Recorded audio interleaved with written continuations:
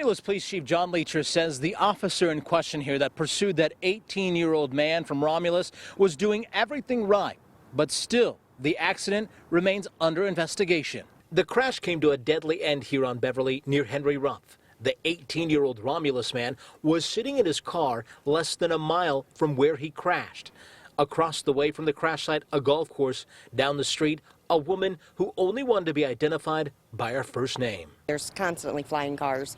Cops having to go down the street rather quickly.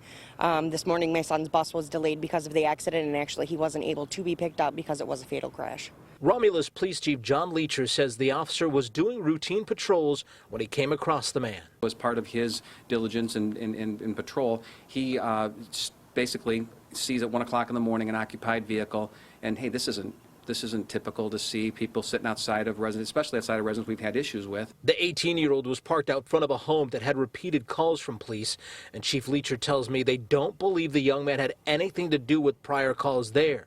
He too now is trying to understand why the young man sped off. He begins an investigation with the occupant. At one point asks the gentleman to step out of the vehicle. He refuses and in fact flees from the officer at that time. So just speeds off down 4th Street. In Romulus, Nima Shafei, 7 Action News.